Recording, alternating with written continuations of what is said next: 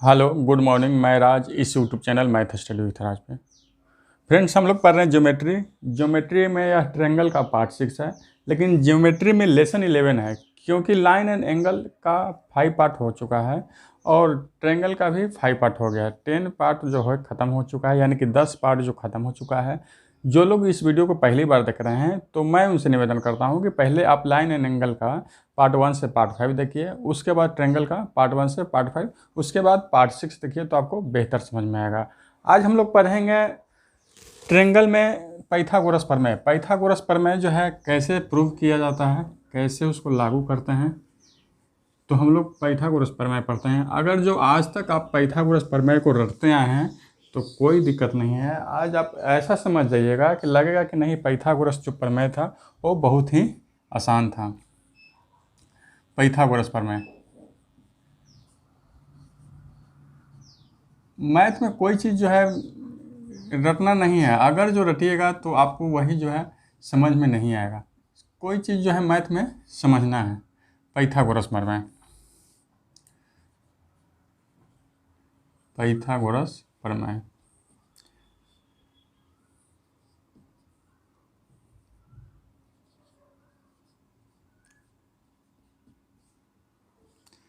Pythagoras प्रमेय क्या है, उसके पहले अगर जो पाइथागोरस प्रमेय हम लोग को पढ़ना है तो थोड़ा सा दो बातों को आपको ज़्यादा जानना जरूरी है, क्योंकि आप उस बात को अगर जो नहीं जानेंगे तो फिर आपको जो है पाइथागोरस प्रमेय से लगेगा कि नहीं, इसको तो रटना ही पड़ेगा। इसीलिए दो बात को हमको ध्यान में रख के उसके बाद हम पाइथागोरस प्रमेय देखते हैं। कॉन्ग्रुएंसी क्या होता है, यानी कि सर्वांग समता क्या होती है। क्योंकि पाइथागोरस प्रमेय पढ़ेंगे हम लोग, तो पाइथागोरस प्रमेय में जो है ए सिमिलरिटी का रूल इस पे फॉलो होगा। तो सिमिलरिटी क्या है और समरूपता क्या है, और ये क्या बोलते हैं कॉन्ग्रुएंसी और सर्वांग समता क्या है, अगर जो आप नहीं जानिएगा तो फिर आपको लगेगा कि नहीं, पाइथागोरस प्रमेय भी हमको हार्ड लग रहा है। तो थोड़ा इसके बारे में जान लेते हैं। कॉन्ग्रुएंसी यानी कि सर्वांग समता,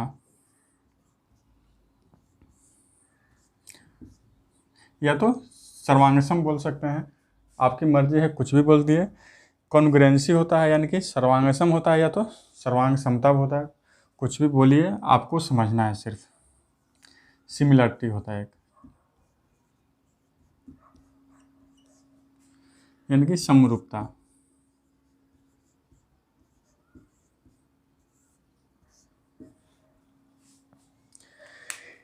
कॉन्ग्रुएंसी क्या है और सिमिलरिटी क्या है, थोड़ा सा इस पर हम प्रकाश डालेंगे, क्योंकि ये अकेला दोनों जो है, दोनों अकेला चैप्टर है। ये भी 3 या 4 पार्ट में जाएगा, ये भी 4 या 5 पार्ट में जाएगा। सर्वांग समता थोड़ा इजी है, सिमिलरिटी थोड़ा हार्ड है, इसलिए यह मेरा ट्रायंगल का सबसे लास्ट चैप्टर होगा, कॉन्ग्रुएंसी और सिमिलरिटी। थोड़ा सा भी इसके बारे में जान लेते हैं कि कॉन्ग्रुएंसी क्या है और सिमिलरिटी क्या है। फ्रेंड्स, कॉन्ग्रुएंसी क्या है, सर्वांग समता क्या है। कभी भी कॉन्ग्रुएंसी का बात है तो उसमें क्या है, दो ट्रायंगल से मतलब है, एक ट्रायंगल नहीं होगा, दो ट्रायंगल से मतलब है। कभी भी सर्वांग समता की बात आए तो दो ट्रायंगल से मतलब है, इसको एक ट्रायंगल नहीं होगा। कभी भी होगा तो ये दो ट्रायंगल होगा, ABC DEF, DEF। कभी भी कॉन्ग्रुएंसी का नाम है कहीं भी तो क्या होगा, दो त्रिभुज की बात होगी, हमेशा दो त्रिभुज की बात होगी, एक त्रिभुज की बात ही नहीं होगी। तो दो त्रिभुज में क्या है, क्या रिलेशन है इसका, क्या हो सकता है कि इसको कॉन्ग्रुएंसी कहा जाता है। कॉन्ग्रुएंसी का मतलब क्या है, सर्वांग समता, यानी कि सर्वांग माने कि पूरा, सर्वांग माने पूरा, सर्वगुण समान, यानी कि जो एक त्रिभुज का गुण होगा वो दूसरे त्रिभुज का गुण से बिल्कुल बराबर होगा, यानी कि जिस एक त्रिभुज में जितना गुण होगा उतना भी गुण ये भी त्रिभुज में होगा, इसीलिए कहा जाता है सर्वांग समता। सर्वांग समता क्या है, अगर जो इस त्रिभुज के तीनों कोण और इस त्रिभुज के तीनों कोण क्या होंगे, दोनों बराबर होंगे। इस त्रिभुज के तीनों कोण, कोण ए, कोण बी, कोण सी, और इस त्रिभुज के तीनों कोण, कोण डी, कोण ई और कोण ई एफ, दोनों क्या होंगे, एक दूसरे के बराबर होंगे। यानी कि कह सकते हैं कि कोण ए बराबर कोण डी होगा, कोण ए बराबर कोण डी होगा, कोण बी बराबर कोण ई होगा, कोण बी बराबर कोण ई होगा, कोण सी बराबर कोण एफ होगा, कोण सी बराबर कोण एफ होगा। यानी कि एक त्रिभुज की तीन कोण दूसरे त्रिभुज के तीन कोणों के बराबर होना चाहिए। पहली शर्त, ये पहला कंडीशन हो गया, फर्स्ट कंडीशन हो गया। दूसरा कंडीशन क्या हो, सेकंड कंडीशन क्या होगा, एक त्रिभुज की फर्स्ट कंडीशन में क्या है, एक त्रिभुज के तीनों कोण दूसरे त्रिभुज के तीनों कोण के बराबर होगा। यानी कि ए कोण होगा डी के, बी कोण होगा ई के बराबर, सी कोण होगा एफ के बराबर। अब क्या होगा, जो ए बी भुजा है वो क्या होगा, डी भुजा के बराबर होगा। ए बी बराबर क्या होगा, डी होगा, और बी सी बराबर ई एफ होगा, बी सी बराबर ई एफ होगा, और ए सी बराबर डी एफ होगा, ए सी बराबर डी एफ होगा। यानी कि कह सकते हैं कि एक त्रिभुज में क्या क्या गुण है, एक तो तीन कोण है और तीन भुजा है। इस त्रिभुज में या किसी भी त्रिभुज में तीन कोण होते हैं और तीन भुजा होते हैं। यानी कि तीन कोण इस तीन कोण के बराबर होना, यानी कि त्रिभुज ए बी सी जो है और त्रिभुज डी ई एफ के दोनों का तीनों कोण बराबर है। यानी कि इसको हम मान लेते हैं, इसको इस तरह से दिखा देते हैं कि ये 40 डिग्री हो गया, ये 60 डिग्री हो गया और ये 80 डिग्री, ए बी सी, और डी ई एफ को दिखा देते हैं, डी ई एफ, ये 40 हो जाएगा, ये भी 60 हो जाएगा, ये भी 80 हो जाएगा। यानी कि कोण ए बराबर 40 है, देखिए कोण डी, कोण बी बराबर 60 है तो इसमें भी कोण ई बराबर 60 है, आई कोण सी बराबर 80 है तो ये भी कोण एफ बराबर 80 है। यानी कि इस त्रिभुज की तीनों कोण इस त्रिभुज के तीनों कोण के बराबर है। और मान लेते हैं कि ए बी जो है 6 सेंटीमीटर है, बी सी 8 सेंटीमीटर है और ए सी 10 है, और इसमें भी क्या है, इसको 12 मान लेते हैं, नहीं तो ए भी 6 है और ए भी 8 है और ए भी 12 है, ऐसा है। यानी कि ए बी बराबर क्या है, डी है, कि क्योंकि दोनों भुजाएं इसके भी 6 है और ए भी 6 है।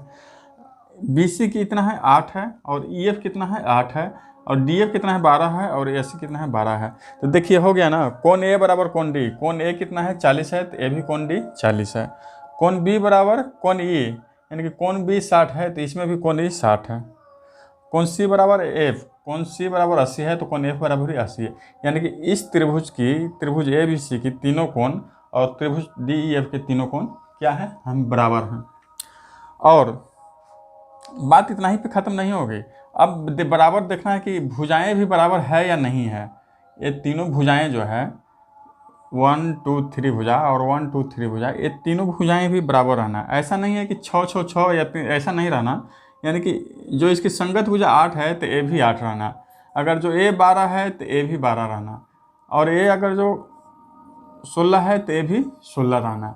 यानी कि तीनों भुजाएं संगत भुजाएं एक दूसरे के बराबर हैं तो क्या होगा, और तीनों कोण बराबर हैं तो क्या होगा, कह सकते हैं कि इस त्रिभुज के तीनों कोण और इस त्रिभुज के तीनों कोण बराबर हैं, और इस त्रिभुज के तीनों भुजाएं बराबर हैं। तो क्या हो गया, दोनों त्रिभुज की पूरा गुण बराबर हो गया। यानी कि एक त्रिभुज में 6 भुजाएं होती है, 3 क्या होती है, 3 तो कोण होता है और 3 भुजा होती है। अगर जो 2 त्रिभुज के 3 कोण और 3 भुजाएं अगर बराबर हो गया तो वो त्रिभुज जो है एक दूसरे के सर्वांगसम कहलाएंगे। सर्वांगसम माने कि पूरा एक ही रूप का है, 2 रूप से मतलब ही नहीं है, पूरा क्या है, दोनों त्रिभुज का एक ही रूप है। और जब दोनों त्रिभुज का एक ही रूप होगा तो दोनों का क्षेत्रफल बराबर होगा, दोनों का परिमाप बराबर होगा। यानी कि जो भी कुछ भी एक त्रिभुज में होगा वो दूसरे त्रिभुज में होगा, क्योंकि दोनों का कंस्ट्रक्शन सेम है।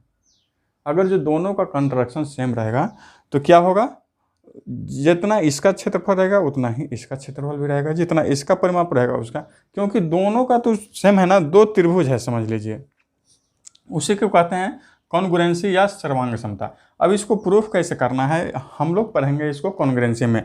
अभी हम इतना ही जानेंगे कि दो त्रिभुज में, जब दो त्रिभुज की बात हो रही है और पहले त्रिभुज की तीनों भुजाएं दूसरे त्रिभुज की तीनों भुजाएं के बराबर है, और पहले त्रिभुज की तीनों भुजाएं पहले त्रिभुज की तीनों कोण दूसरे त्रिभुज के तीनों कोण के बराबर है, और पहले त्रिभुज के तीनों भुजाएं दूसरे त्रिभुज के तीनों भुजाएं के बराबर है, तो वो त्रिभुज जो है आपस में सर्वांगसम कहलाएंगे। यानी कि त्रिभुज ए बी सी,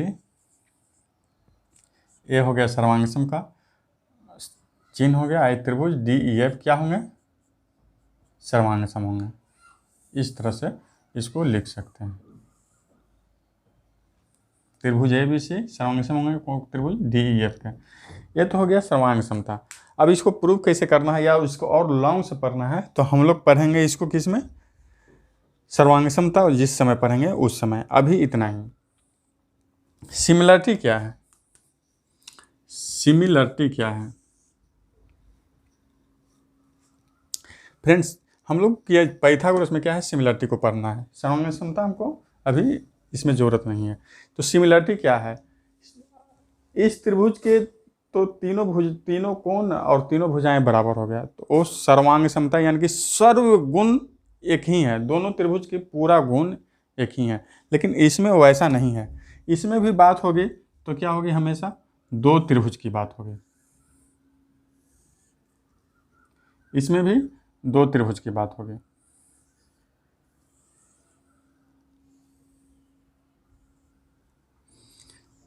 त्रिभुज ए बी सी और त्रिभुज डी ई एफ, त्रिभुज ए बी सी त्रिभुज डी ई एफ, ये भी क्या होगा, दो त्रिभुज की ही बात होगी, हमेशा दो त्रिभुज जी। जहाँ भी सिमिलरिटी या जहाँ भी कॉन्ग्रुएंसी आए तो हमेशा समझिए आप कि वहाँ पे दो त्रिभुज की बात हो रही है, तो यहाँ भी दो त्रिभुज की बात होगी। लेकिन यहाँ क्या होगा, अगर जो इसका कोण 40 है इसका भी कोण 40 ही रहेगा, और इसका कोण 60 है तो इसका भी कोण 60 ही रहेगा, इसका 80 है तो इसका भी 80 रहेगा। लेकिन अब देखिए इस त्रिभुज की तीनों कोण बराबर है इस त्रिभुज के तीनों कोण के। लेकिन आप एक बात बताइए, आप जो है एक त्रिभुज इतना छोटा बना दीजिए, या एक त्रिभुज इतना छोटा बना दीजिए, या एक त्रिभुज इतना बड़ा बना दीजिए, देखिए तीनों त्रिभुज ही हैं, तीनों त्रिभुज ही हैं, लेकिन तीनों कोणों का योग कितना होगा, 180 होगा। ये छोटा वाला का भी, इससे बड़ा वाला भी का भी तीनों कोणों का योग 180 होगा, इससे बड़ा भी तीनों कोणों का योग 180 होगा।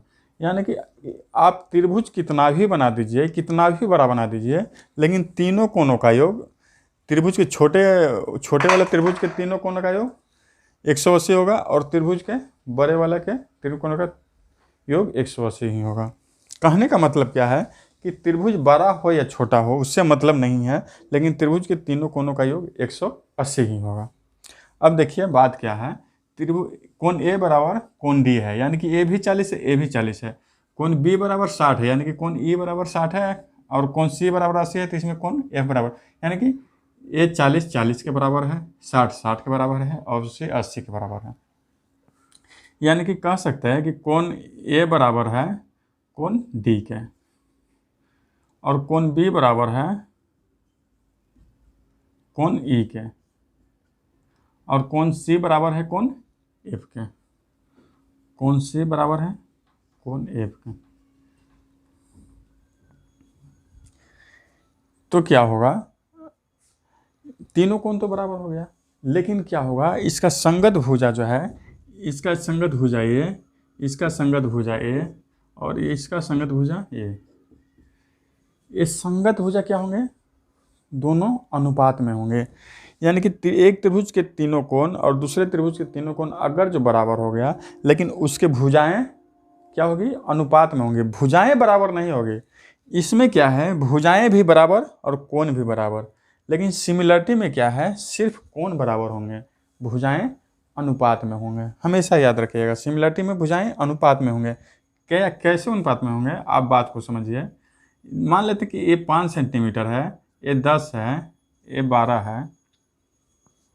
तो आप एक बात मानिए, ये 5 है, 10 है, 12 है, त्रिभुज की 3 भुजाएं हैं। तो जरूरी नहीं है कि अब 40 डिग्री या 60 डिग्री 80 है तो उस त्रिभुज का भुजाएं को मतलब नहीं है। ये 15 भी हो सकता है, ये 18 भी हो सकता है, ये 25 भी हो सकता है। ऐसा नहीं है ना कि कोण बराबर है तो भुजा बराबर होगी, बिल्कुल नहीं होगा। क्यों नहीं होगा कि एक त्रिभुज अगर जो इतना बड़ा है तो एक त्रिभुज हम इतना इससे भी बड़ा बना सकते हैं, तीसरा इससे भी बड़ा बना सकते हैं, लेकिन क्या होगा, कोण तो बराबर रहेंगे लेकिन भुजाएं जो है बराबर नहीं रहेगा। एक इस देखिए, इसका त्रिभुज का भुजाएं छोटा है, इसका त्रिभुज की भुजाएं थोड़ा बड़ी है, और बड़ा बनाएंगे तो क्या होगा।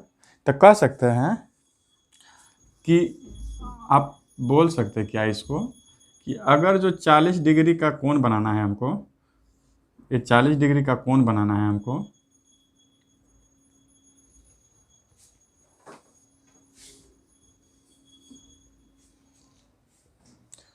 अगर जो 40 डिग्री का कोण बनाना है, ये 40 डिग्री, तो त्रिभुज छोटा भी बना सकते हैं।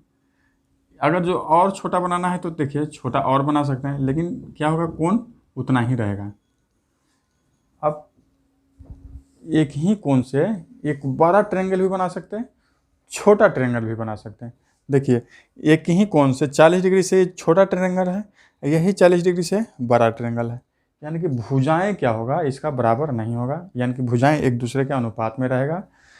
लेकिन इसकी भुजाएं सर्वांग समता में क्या है, इसका कोण भी बराबर होगा और भुजा भी बराबर होगा। जब दो त्रिभुज की दो कोण बराबर हो और दो भुजा बराबर हो तो सर्वांग समता कहलाएंगे। और दो त्रिभुज की सिर्फ तीनों कोण एक दूसरे के तीनों कोण के बराबर हो, एक त्रिभुज के तीनों कोण दूसरे त्रिभुज के तीनों कोण बराबर हो, लेकिन भुजा बराबर नहीं हो, भुजा जो होता है क्या होता है, अनुपात में होता है, उसी को सिमिलरिटी कहते हैं।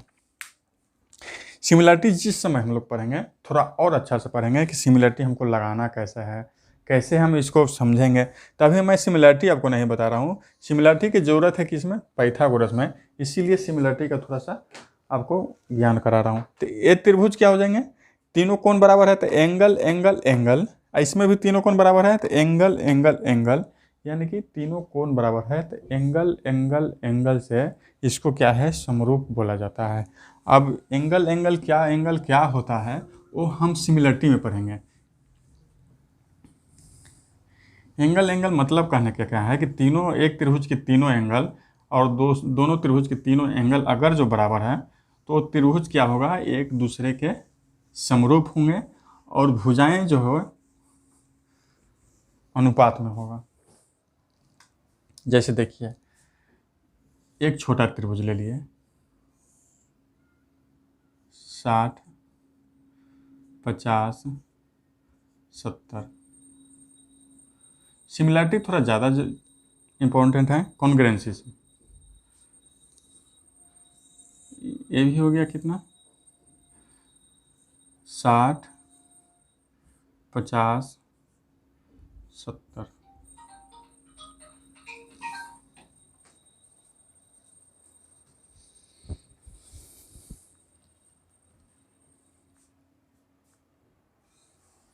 मोबाइल साइलेंट करने के लिए भूल गए, कोई बात नहीं। त्रिभुज ए बी सी, त्रिभुज डी ई एफ। अब आप एक बात बताइए, इस त्रिभुज के तीनों एंगल बराबर हैं कि ये त्रिभुज का, त्रिभुज ए बी सी का तीनों एंगल और त्रिभुज डी ई एफ का तीनों एंगल बराबर हैं, तो एक त्रिभुज क्या हो जाएंगे, समरूप हो जाएंगे। लेकिन एक बात बताइए, ये क्या होगा, तीनों एंगल बराबर हो गए, एंगल एंगल एंगल इसी को कहते हैं, ये क्या है, एंगल एंगल एंगल से क्या होगा, ये समरूप प्रूफ हो रहे हैं। ये एंगल क्या है, साइड साइड क्या, वो हम पढ़ेंगे क्या, कॉन्ग्रुएंसी और समरूप का एक अलग ही पार्ट रहेगा, उसमें हम लोग पढ़ेंगे।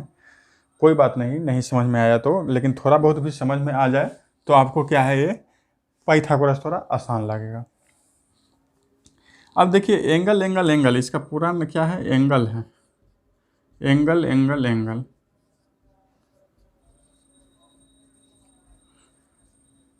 तो इसको एक और नाम दिया गया है, एंगल एंगल भी खाली बोल सकते हैं, सिर्फ एंगल एंगल से भी बोल सकते हैं कि एंगल एंगल क्या है। ये ट्रिपल एंगल से भी बोला जाता है, डबल एंगल से भी बोला जाता है एंगल एंगल। क्यों बोला जाता है ऐसा?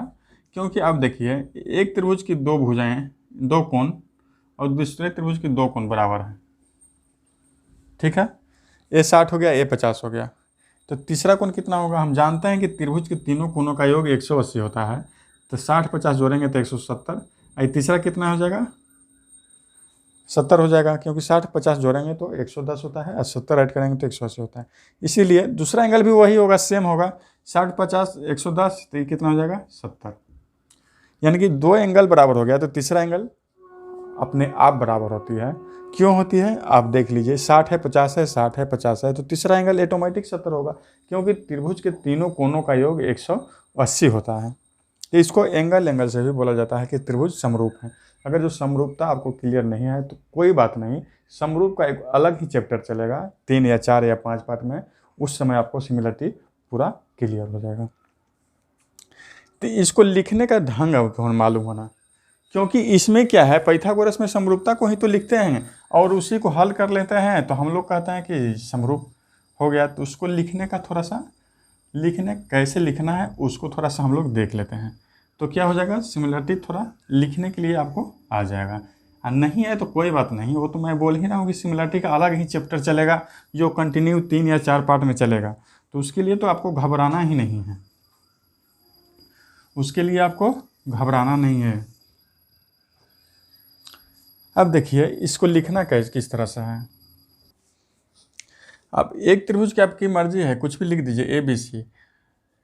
अब दूसरे त्रिभुज को किस तरह से लिखना है? अब देखिए, कोण A इसमें कितना है, ABC में कोण A कितना है, कोण A कितना है, 50। तो अब हम देखेंगे DEF में 50 कौन सा कोण है, 50 यहाँ रहा, यहाँ कौन सा है, D है, तो यहाँ D लिखेंगे। अब इस त्रिभुज के A के बाद कौन सा है, B है, तो B क्या है, इस त्रिभुज में B क्या है, 100 है। तो हम देखेंगे कि इस त्रिभुज में 100 कौन सा है, तो कौन सा है, E है, तो E लिखेंगे, कोई बात नहीं, लिख देंगे। इस त्रिभुज में C कौन सा है, C क्या है, 30 डिग्री है, तो इस त्रिभुज में 30 कौन सा है, F है, तो हम F लिख देंगे। ये हो गया सर्वांग समता लिखने का सही तरीका।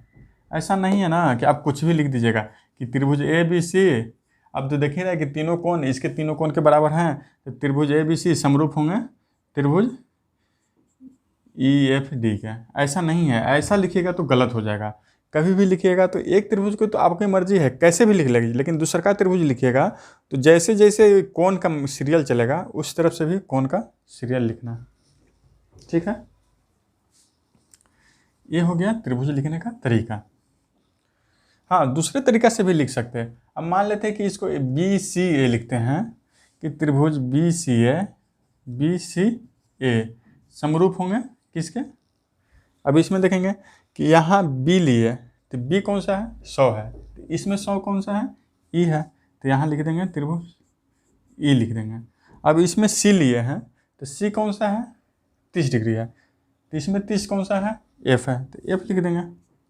अब इसमें A लिए हैं, तो A कौन सा है, 50 है, तो इसमें 50 कौन सा है, D है, तो यहाँ D लिख देंगे। तो इस तरह से भी लिख सकते हैं, दोनों एक ही बात है, त्रिभुज BCA समरूप होंगे कौन, EFD के, तो इस तरह से भी लिख सकते हैं, लेकिन सीरियल लिखना है। B जितना कोण रहेगा उतना ही कोण E रहेगा, C जितना कोण रहेगा उतना ही कोण F रहेगा, A जितना कोण रहेगा उतना ही कोण D रहेगा। अब इसमें भी वही बात है, कोण A बराबर कितना है, कोण D, कोण B बराबर कितना है, कोण E, कोण C बराबर कितना है, कोण F, यानी कि कोण A इसके बराबर है, कोण B इसके बराबर है, कोण C इसके बराबर है। देखिए तीनों बराबर होना, तो सिमिलरिटी ये लिखना। इसमें भी क्या है, कोण B बराबर है कोण E के, कोण C बराबर कोण F का है, कोण E बराबर कोण D है। देखिए इसमें भी तीनों कोण बराबर मिलेंगे आपको, ये सिमिलरिटी लिखने का तरीका। अब एक बार सिमिलरिटी इस तरह से अगर जो आप लिख लिए,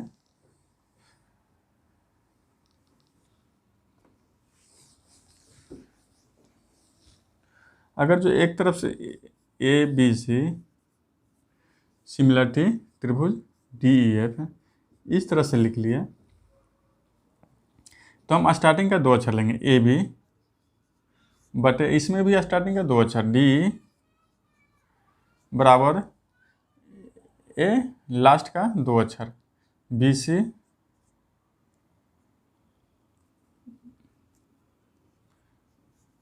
बी सी इसमें भी लास्ट का 2 अक्षर ई एफ बराबर इसमें स्टार्टिंग और लास्ट का 2 अक्षर ए सी और इसमें स्टार्टिंग और लास्ट का 2 अक्षर डी एफ। तो ये भुजाओं का अनुपात इस तरह से आ जाएगा। इस दोनों त्रिभुज के भुजाओं का अनुपात इस तरह से आ जाएगा। ये हो गया फर्स्ट तरीका। ये हो गया तरीका 1। ये रूल 1। और लिखने का तरीका है क्या सर? सिमिलरिटी लिखने का तो और भी तरीका हो सकता है ना? तो बिल्कुल है। आप ज़रूरत नहीं कि इस तरह से लिखें। अब देखिए 100 है, 100 के सामने से कौन सी भुजा है? ए सी है, लिख लीजिए ए सी। अब इस त्रिभुज में 100 के सामने कौन सी भुजा है? डी एफ, लिख लीजिए ए सी बटे डी एफ। अब 30 डिग्री के सामने कौन सा भुजा है? A B. 30 डिग्री के सामने ये भी है ना, ए बी लिख लीजिए। इसमें 30 डिग्री के सामने कौन सी भुजा है? डी, लिख लीजिए। अब 100 का लिख लीजिए, 30 का लिख लिया, 50 का। 50 के सामने कौन सी भुजा है? बी सी, लिख लीजिए। इसमें 50 के सामने कौन सा भुजा है? ई एफ, लिख लीजिए। ये तीनों भुजाओं का योग, एक तीनों भुजाओं का अनुपात और एक त्रिभुज का तीनों भुजाओं का अनुपात देखिए सेम ही है। ए बी बटे डी कहाँ है? ए बी बटे डी यहाँ रहा। बी सी बटे ई एफ कहाँ रहा? बी सी बटे ई एफ यहाँ रहा। ए सी बटे डी एफ कहाँ रहा? ए सी बटे डी एफ यहाँ रहा। ये जरूरी नहीं है कि ये इधर जाए, ये इधर जाए, ये इधर जाए, ये इधर जाए, कहीं भी रहेगा सब बराबर है। समझे ना? इसको पहले भी लिख सकते हैं, इसको बाद भी लिख सकते हैं, इसको बीच में भी लिख सकते हैं, इसको लास्ट में भी लिख सकते हैं। वैसा नहीं है, कहीं भी लिख सकते हैं, लेकिन सीरियल ऐसा ही रहना, ऊपर नीचे का सीरियल गड़बड़ नहीं होना। ये हो गया सिमिलरिटी लिखने का तरीका। अब तो आप सिमिलरिटी अच्छा जान गए हैं। थोड़ा सा हम सिमिलरिटी पढ़ेंगे, जानेंगे। थोड़ा सा क्या है, समकोण में पढ़ेंगे, क्योंकि हमको पाइथागोरस अभी पढ़ना है। तो पाइथागोरस क्या है? समकोण त्रिभुज में ही लागू होता है। तो थोड़ा सा हम समकोण के बारे में जानते हैं कि समकोण त्रिभुज में जो है हम सिमिलरिटी कैसे लगाते हैं। सिमिलरिटी तो आप जान गए कि सिमिलरिटी क्या है? दो त्रिभुज में अगर जो तीनों कोण बराबर है लेकिन भुजा बराबर नहीं है, भुजा क्या है? अनुपात में होगा। त्रिभुज ए बी सी, बी क्या है? 90 डिग्री है। A B C, A B C, B क्या है? 90 डिग्री है। हमको क्या है? पाइथागोरस प्रमेय पढ़ना है अभी। और पाइथागोरस प्रमेय क्या है? समकोण त्रिभुज में ही लगता है। तो समकोण त्रिभुज में देखेंगे कि हमको सिमिलरिटी कैसे लगाते हैं। अगर जो एस सीख लिए तो पाइथागोरस आप सीख लिए, सिमिलरिटी आप सीख लिए कि समकोण त्रिभुज में सिमिलरिटी लगाते कैसे हैं, तो पाइथागोरस आपका क्लियर हो गया। कभी भी नहीं भूलाइएगा। तो देखिए एक ट्रायंगल बना दिए, समकोण त्रिभुज का एक ट्रायंगल बना दीजिए। अब हमको इसमें एक लंब डालना है। लंब क्या होता है? लंब का काम क्या है कि अगर जो कहीं से भी हम लंब डालेंगे ना, और जहाँ आके गिरेगा वहाँ 90 डिग्री का कोण बनाएगा। लंब का काम ही है कि अगर जो हम किसी चीज़ पे हम लंब डालते हैं तो जहाँ आके गिरेगा ना, वो दोनों तरफ क्या होगा? 90 डिग्री का कोण बनाएगा। तब देखिए शीर्ष ए से जो है, 3 शीर्ष है त्रिभुज में, तो शीर्ष ए से हम कोई लंब डाल सकते हैं क्या? देखिए तो शीर्ष ए से लंब डाल सकते हैं। इससे डालेंगे तो 90 डिग्री का कोण बनाएगा? नहीं ना बनाएगा, क्योंकि तिरछा हो जा रहा है। लंब का काम क्या है कि वो सीधा आके सीधा गिरेगा। तो देखिए त्रिभुज ए से अगर जो लंब डालेंगे तो ए बी पे आके गिरेगा। तो त्रिभुज शीर्ष ए से हम लंब नहीं डाल सकते क्योंकि ऑलरेडी ए से बी तक तो लाइन खींचा हुआ है। तो ए से हम डालेंगे तो ये डायरेक्ट बी से, यानी कि अगर जो त्रिभुज ए से हम लंब डालेंगे ना, तो ये डायरेक्ट आके इसी पे गिरेगा। तो कोई फ़ायदा नहीं है, क्योंकि पहले से तो वैसा ही कंस्ट्रक्शन है उसका। अब देखते हैं त्रिभुज ए बी सी में शीर्ष सी से हम लंब डाल सकते हैं क्या? डाल सकते हैं? नहीं डाल सकते हैं, क्योंकि आएगा तो सामने बी ए पे गिरेगा। ये दोनों बराबर ही हैं।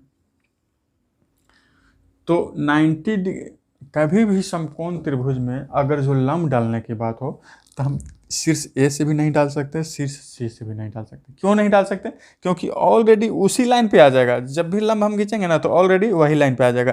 क्योंकि देखिए अगर इस लाइन को यहाँ तक बढ़ाते हैं तो क्या है, ये 90 डिग्री का कोण इस तरफ बना रहा है, तो इस तरफ भी 90 डिग्री का कोण ही बनाएगा ना, क्योंकि आप जानते हैं ना कि पूरा कोण जो है 180 बनता है। तो एक तरफ तो हम 90 बोल ही रहे हैं कि समकोण त्रिभुज का एक कोण 90 डिग्री हो तो समकोण त्रिभुज कहलाता है। तो एक 90 है तो इस तरफ भी 90 रहेगा। तो ऑलरेडी ये लंब का काम तो यही कर रहा है, तो दूसरा हम लंब तो डाल ही नहीं सकते। शीर्ष ए से हम दूसरा कोई भी लंब नहीं डाल सकते। इसी तरह से क्या है, शीर्ष सी से भी दूसरा लंब नहीं डाल सकते, क्योंकि ऑलरेडी ये आ रहा है 90 डिग्री पर मिल रहा है, तो 90 इधर है 90 इधर है, तो यानी कि शीर्ष सी से भी आप लंब डालिएगा तो यही लाइन पे आके यहीं पे मिल जाएगा, तो कोई फायदा नहीं है। उसी लाइन पे लंब डालने से क्या फायदा है, क्योंकि ऑलरेडी तो खींचा हुआ है उसमें। तो समकोण त्रिभुज में लंब एक ही शीर्ष से डाल सकते हैं, जिस शीर्ष पे वो 90 डिग्री का कोण बना रहा हो। अब देखिए ये 90 डिग्री का यहाँ कोण बना रहा है, तो यहाँ से एक लंब यहाँ इस तरह से डाल सकते हैं, और लंब डालेंगे तो क्या होगा, 90 डिग्री पे सामने वाला भुजा पे जाकर 90 डिग्री का कोण बनाएगा, 90 इधर 90 इधर, यानी कि शीर्ष बी से हम एक लंब डाल सकते हैं, यानी कि खींच सकते हैं। और लंब डालेंगे तो क्या होगा, सामने वाली भुजाओं को 90 डिग्री, यानी कि लंब का काम ही है कि वो सामने वाली भुजा पर जाएगी और 90 डिग्री का कोण बनाएगा, 90 उस तरफ और 90 इस तरफ। तो यही बात आती है कि समकोण त्रिभुज में लंब सिर्फ हम 90 डिग्री यानी कोण वाले से ही डाल सकते हैं या खींच सकते हैं। आप याद रखिएगा, क्यों कर सकते हो वैसा आपको पढ़ लीजिए। नहीं समझ में आया तो कोई बात नहीं, वीडियो को थोड़ा रिवर्स करके देखिए, बिल्कुल समझ में आएगा। अब बात यहाँ ये है, अब पहले तो था मेरे पास त्रिभुज ABC, पहले था त्रिभुज ABC। अब हम इस पे लंब डालें, 20 शीर्ष से अगर जो लंब खींचे, यहाँ हम D मान लेते हैं। तो अब देखिए त्रिभुज कितना हो गया, एक त्रिभुज तो है ABC, ऑलरेडी बड़ा वाला ट्रायंगल है बना हुआ। चलिए इसको फ्रेश कर देते हैं।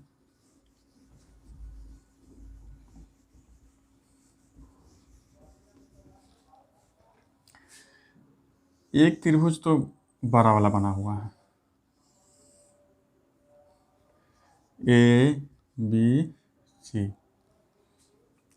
दूसरा त्रिभुज हम इधर बना लेते हैं,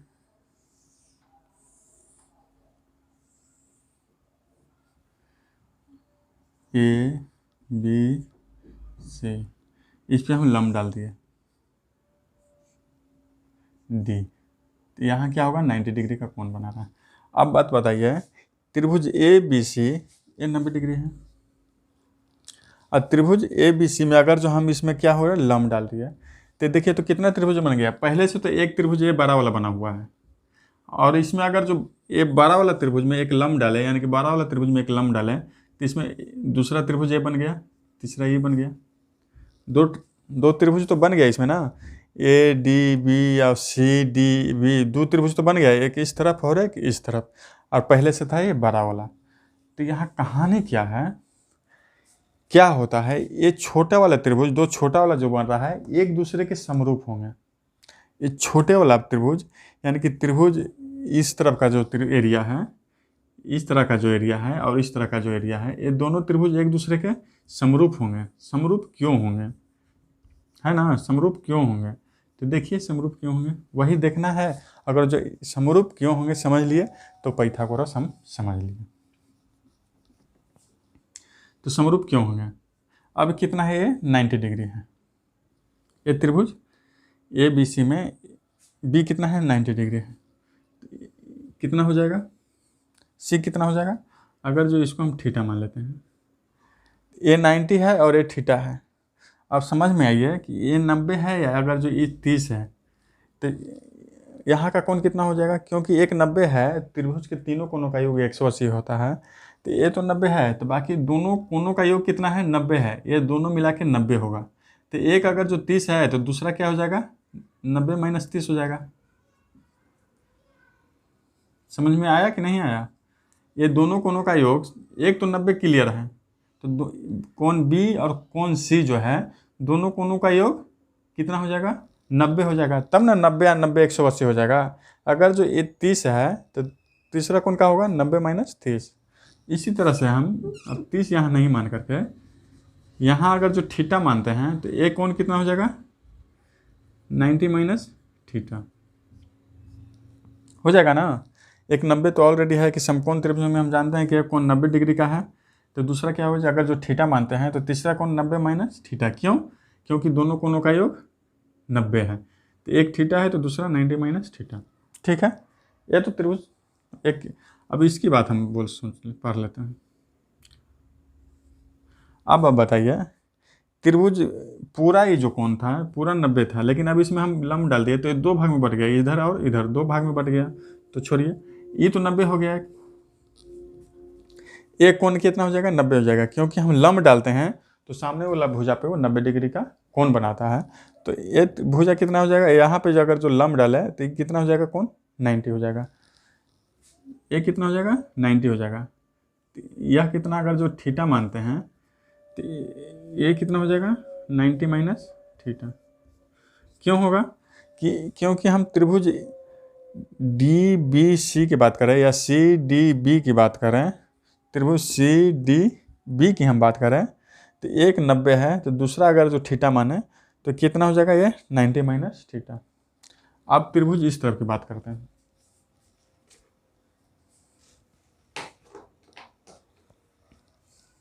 अब त्रिभुज ए डी बी की बात करें तो अब बताइए, इस तरह भी 90 का कोण बना रहा है, ये 90 हो गया। ये दोनों मिला के कितना था, ये दोनों मिला करके 90 था, एक कोण और यह कोण दोनों मिलाकर 90 था। एक 90 माइनस थीटा, दूसरा कितना हो जाएगा, थीटा हो जाएगा ना। समझ में आया कि नहीं आया है? ये 90 माइनस थीटा है, कितना, कौन, यह। तो हमको यह कोण निकालना है, यह कोण इतना का। 90 माइनस थीटा यहाँ से लेकर के यहाँ तक, ये पूरा कोण 90 डिग्री है, तो बचा हुआ कितना हो जाएगा, थीटा हो जाएगा। क्यों होगा, अब देख लीजिए थोड़ा सा। अगर जो इसको हम कुछ देर के लिए x मान लेते हैं तो x प्लस 90 माइनस थीटा को दोनों को अगर जो ऐड करेंगे तो कितना हो जाएगा, 90 डिग्री का है कि दोनों ऐड करके 90 डिग्री का हम जानते हैं कि समकोण बना रहा था यहाँ, तो दोनों मिला के 90 हो गया। तो x बराबर क्या होगा, 90, अगर जो इस तरफ अगर जो उस तरफ ले जाएंगे तो माइनस 90 और प्लस थीटा, तो 90 जीरो हो गया, बच गया थीटा। तो x बराबर क्या होगा, थीटा हो जाएगा। तो x का मान क्या उतना हो जाएगा, थीटा हो जाएगा, क्योंकि दोनों 90 है और एक कोण दिया हुआ है कि 90 माइनस थीटा, तो दूसरा कोण कितना हो जाएगा, आप सॉल्व कर लीजिएगा, कितना हो जाएगा, थीटा हो जाएगा। ठीक है, अब बात बताइए, ये 90 है, ये थीटा है, तो फिर ये कितना हो जाएगा, क्योंकि ये दोनों कोणों का योग कितना हो जाएगा, 90 डिग्री, और एक थीटा है तो दूसरा कोण कितना हो जाएगा, 90 माइनस थीटा। अब हम कहना ये चाह रहे हैं ना कि एक समकोण त्रिभुज में एक लंब डालने पर डाला गया लंब से दो जो त्रिभुज बनाते हैं वो दोनों त्रिभुज एक दूसरे के समरूप होंगे, यानी कि त्रिभुज ए डी बी और त्रिभुज बी डी सी एक दूसरे के समरूप होंगे। क्यों होंगे, क्योंकि दोनों ट्रायंगल में देखिए, इसमें भी 90 डिग्री बना रहा है, इसमें 90 माइनस थीटा, इसमें थीटा, इसमें भी क्या है 90 थीटा 90 माइनस थीटा। ये त्रिभुज में तीन कोण, इस त्रिभुज के तीनों कोण बराबर है ना, बराबर। 90 माइनस थीटा ये रहा, इस त्रिभुज में 90 माइनस थीटा ये रहा, ये त्रिभुज में थीटा ये रहा, इस त्रिभुज में थीटा ये रहा, ये त्रिभुज में 90 ये रहा, ये त्रिभुज में 90। तो क्या होगा, एक दूसरे के समरूप होंगे। लेकिन ये प्रत्येक छोटे वाला ट्रायंगल ये बड़े वाला ट्रायंगल के साथ भी समरूप होंगे। क्यों होंगे, अब देखिए, कोण ए 90 माइनस थीटा, अगर जो इसमें हम लेते हैं तो ये क्या है 90 माइनस थीटा, अगर जो यहाँ थीटा है तो यहाँ भी थीटा आ रहा है, और यहाँ 90 है तो यहाँ भी 90 आ रहा है। यानी कि ये छोटे वाला ट्रायंगल जो है तीनों कोण ये बड़े वाला ट्रायंगल के तीनों कोण से बराबर हैं। अब इस छोटे वाला ट्रायंगल 90 ये रहा, 90 ये रहा, 90 माइनस थीटा नीचे वाला ये रहा, 90 माइनस थीटा ये रहा, और थीटा ये रहा, तो ये भी थीटा ये रहा। यानी कि इस त्रिभुज के तीनों कोण ये त्रिभुज के तीनों कोण के बराबर हो गए। अगर जो दोनों त्रिभुज में दो त्रिभुज में तीनों कोण एक दूसरे के बराबर हैं तो वो दोनों त्रिभुज एक दूसरे के समरूप होंगे। यही बात मैं बहुत देर से बता रहा हूँ। समझ में आ गया है तो ठीक है, नहीं आया तो कोई बात नहीं, एक बार रिवाइज करिए, बिल्कुल समझ में आएगा। अगर जो ये समरूपता समझ लिए, ये सिमिलरिटी आप समझ लिए कि कैसे लगाना है, तो पाइथागोरस आपका सोल्व हो गया। आप देखिए, पाइथागोरस ज़्यादा समय का नहीं है, जल्दी हो जाएगा सोल्व। आप सिर्फ थोड़ा और ध्यान दे दीजिए, पाइथागोरस अब खत्म हो जाएगा, क्योंकि पाइथागोरस क्या है, सिमिलरिटी लगाना सीख लिए तो पाइथागोरस हो गया आपका। प्रूव करना है इसमें कि ए सी स्क्वायर बराबर A B square plus B C square होता है। यानी कि हम पाइथागोरस में जानते हैं क्या है कि एक समकोण त्रिभुज में 90 डिग्री के सामने वाले भुजा का वर्ग, यानी कि 90 डिग्री के सामने भुजा कौन सा है, ए सी का वर्ग। ए सी का वर्ग जो होता है शेष दो भुजाओं के वर्ग को योग के बराबर होता है। शेष दो भुजा ए बी और बी सी के वर्ग का योग के बराबर होता है। अब इसमें हम कहते हैं कि 90 डिग्री के सामने जो कोण, 90 डिग्री के सामने कोण को क्या कहते हैं, जो भुजा होती है उसको हाइपोटेनस यानी कि कर्ण कहते हैं। ये आधार हो गया और ये लंब हो गया। लंब को परपेंडिकुलर, आधार को बेस और कर्ण को एच, तो इसीलिए एच स्क्वायर बराबर होता है P square plus B square. दोनों बात एक ही है, ये इधर का बात और इधर का बात दोनों एक ही है। अब जो कोई दिक्कत नहीं है। अब हमको साबित करना है कि ये आया कैसे। तो हम क्या किए, त्रिभुज ए बी सी में इस तरफ एक और त्रिभुज, सेम त्रिभुज बना दिए और क्या किए, एक लंब डाल दिए। लंब डाल दिए तो क्या हो जाएगा, अभी हम लोग पहले पढ़े थे कि समरूप कैसे साबित करना है। 90 डिग्री वाले जो समकोण त्रिभुज है उसमें अगर जो एक लंब डालेंगे तो दोनों एक दूसरे के समरूप तो होंगे ही, साथ वो बड़े वाले के साथ भी समरूप होंगे। तो अब देखिए क्या है, कंट्रैक्शन किया कि बी डी पर एक लंब डाल दिया। तब क्या है, त्रिभुज ए बी सी, त्रिभुज ए बी सी समरूप होंगे, ए बी सी समरूप होंगे। ये छोटा वाला के भी और बड़ा वाला के भी। पहले इस तरफ वाला के देखते हैं, पहले इस तरफ वाला के देखते हैं, इस तरफ वाला। अब देखेंगे त्रिभुज ए बी सी, तो इसमें लिखे ए बी सी, ए कितना है 90 माइनस थीटा है। तो इस त्रिभुज में 90 माइनस थीटा कौन सा है, ये है, लिख देंगे ए है। उसके बाद बी है 90 डिग्री, बी 90 डिग्री, इसमें 90 डिग्री कौन सा है, ए, यही है ना 90, यानी कि डी, लिख देंगे ए डी। सी क्या है, इसमें सी कौन सा है, थीटा है। तो इसमें सी कौन, ए त्रिभुज में थीटा कौन सा है, ए बी है, थीटा है ना यहाँ पे, तो यहाँ लिख देंगे बी।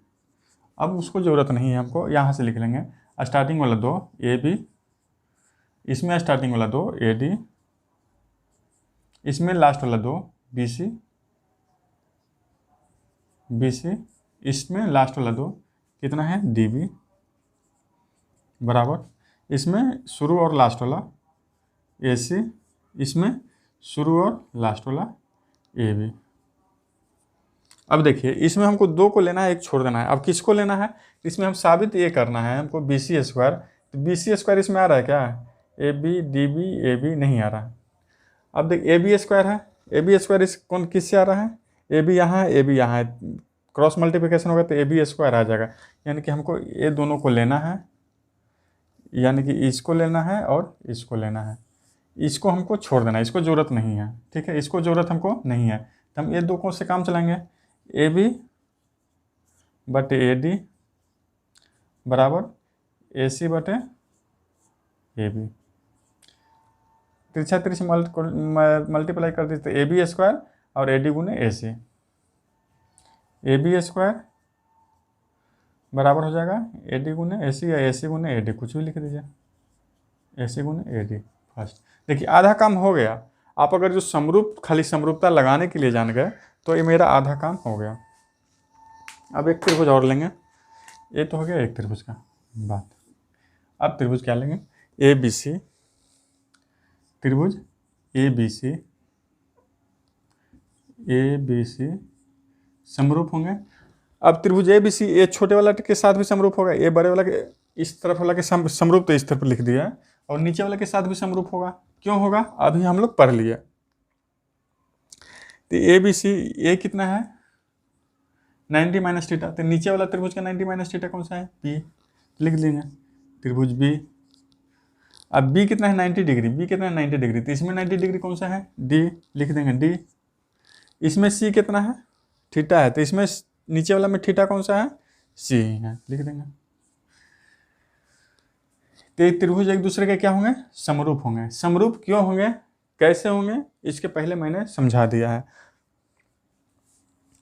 अब कैसे होंगे तो आप ये भी लिख सकते हैं, ऐसा नहीं कि नहीं लिख सकते। अब इसमें देखिए कोण बी जो ए जो है 90 माइनस थीटा है, इसमें क्या है कोण ए 90 माइनस थीटा, दोनों का है, ये क्या है कॉमन है, बी कितना है 90 डिग्री है, इसमें भी डी कितना है 90 डिग्री है, तो डी भी दोनों 90 है। तो क्या होगा, अगर जो दो कोण एंगल बराबर हो गए तो त्रिभुज क्या होंगे, एक दूसरे के समरूप होंगे, जो मैंने पहले पढ़ा दिया है।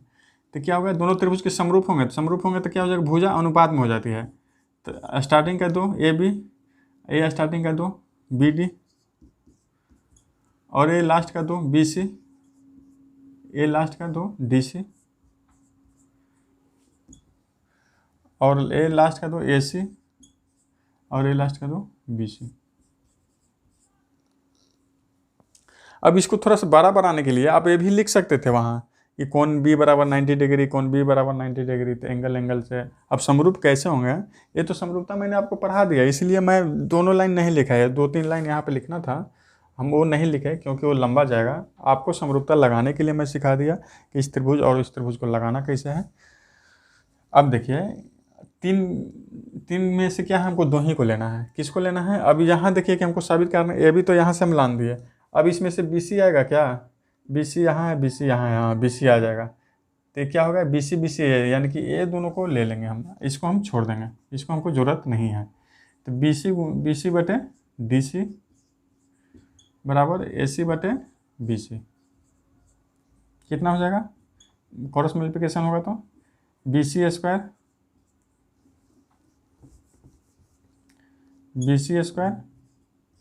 बराबर डी सी गुने ए सी, डी सी गुने ए सी। अब ये समीकरण इक्वेशन 2 आ गया। अब क्या हो गया, इक्वेशन 1 और इक्वेशन 2 को दो जोड़ दीजिए, इसको और इसको दोनों को ऐड कर दीजिए, काम हो गया अपना, ये दोनों को ऐड करके दिए, काम हो गया।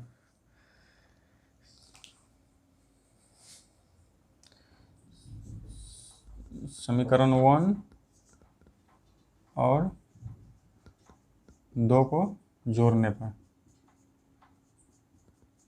देखिए B C square A B square जोड़ दीजिए, A B square plus B C square, A C गुने ए डी, ए सी गुने ए डी जुट जाएगा, कितना हो जाएगा, डी सी गुने ए सी जुट जाएगा ना, डी सी गुने ए सी।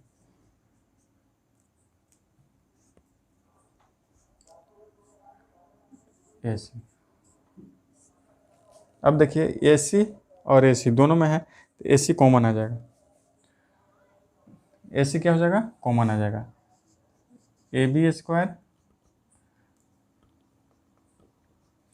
नीचे तो लिखने में नहीं बनता है, बी सी स्क्वायर बराबर ए सी क्या होता है, कॉमन लान लेना है, और हो जाएगा ए डी गुने ए सी।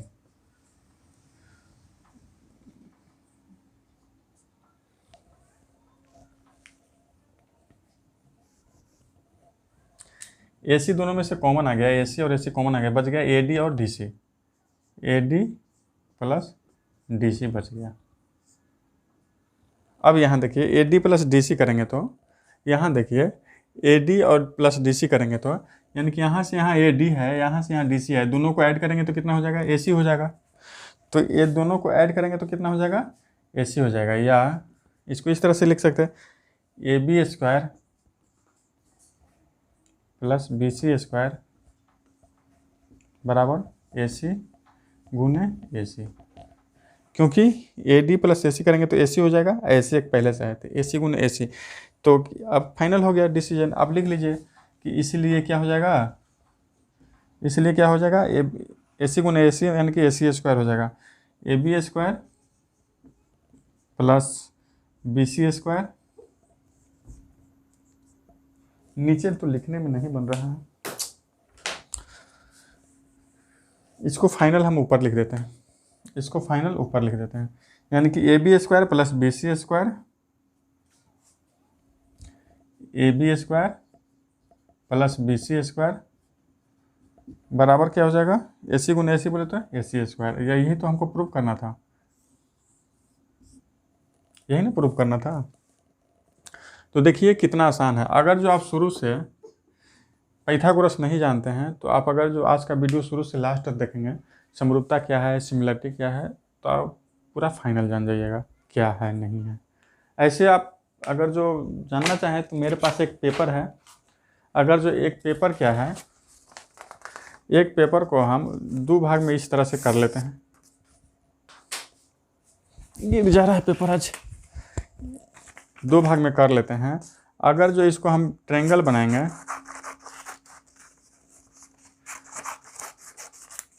देखिए दो ट्रायंगल एक ही पे रख के काट दिए,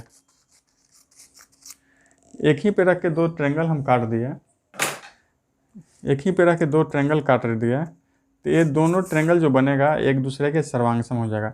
क्योंकि देखिए ये दोनों का कोण बराबर है, भुजा बराबर है, तो ये दोनों त्रिभुज जो बन रहे हैं, जो त्रिभुज की आकृति, दोनों क्या होगा, सर्वांगसम हो जाएगा। लेकिन ये तो हो गया सर्वांगसम। असर्वांगसम होंगे तो देखिए ये इसके बराबर होगा, ये भुजा इसके बराबर होगा, और यह भुजा इसके बराबर होगा।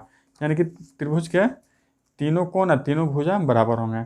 यानी कि सर्वांगसम में कर सकते हैं, एक त्रिभुज के ऊपर दूसरा त्रिभुज रख देते हैं तो दूसरा त्रिभुज हमको दिखाई नहीं देना चाहिए, ये हो गया सर्वांगसम। समरूपता में क्या होती है, एक त्रिभुज क्या हो जाएगा, कोण तो बराबर रहेंगे लेकिन भुजा जो क्या है होता है अनुपात में हो जाता है। भुजा क्या होता है, भुजा बराबर नहीं होंगे तो त्रिभुज को कहेंगे समरूप। तीनों भुजा क्या होता है, छोटा छोटा कर दिए। देखिए अब एक बड़ा वाला ट्रायंगल एक छोटा वाला त्रिभुज, दोनों समरूप होंगे। क्यों होंगे, क्योंकि इसका कोण तो देखिए कोण ऊपर मिलाएंगे तो एक ही होगा, ये कोण मिलाएंगे तो एक ही होगा।